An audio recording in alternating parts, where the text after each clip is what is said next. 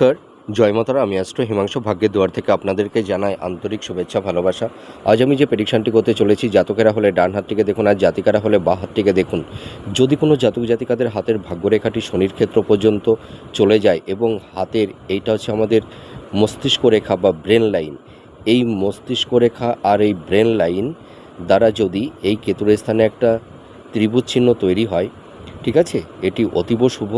এবং এই ভাগ্যরেখা থেকে একটি বুধ রেখা বা বিজনেস রেখা যদি বুধের ক্ষেত্রের দিকে চলে যায় এবং এইটা হচ্ছে আমাদের চন্দ্রের স্থান, চন্দ্রক্ষেত্র থেকে যদি আরেকটি রেখা বুধের ক্ষেত্রের দিকে এইভাবে চলে যায়, তাহলে এই সব জাতক জাতিকাদের মানে ধনপ্রাপ্তি অর্থাৎ স্থাবর ভূ সম্পত্তি প্রপার্টি এরা প্রাপ্তি লাভ করতে পারবে। এই সব জাতক জাতিকাদের আকস্মিক জীবনের একটা আমূল পরিবর্তন এনে দেয়, হঠাৎ প্রাপ্তি।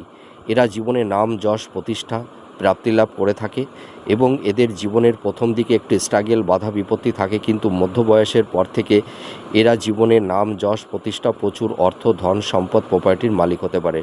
মিলিয়ে দেখুন। নমস্কার, জয় মাতারা।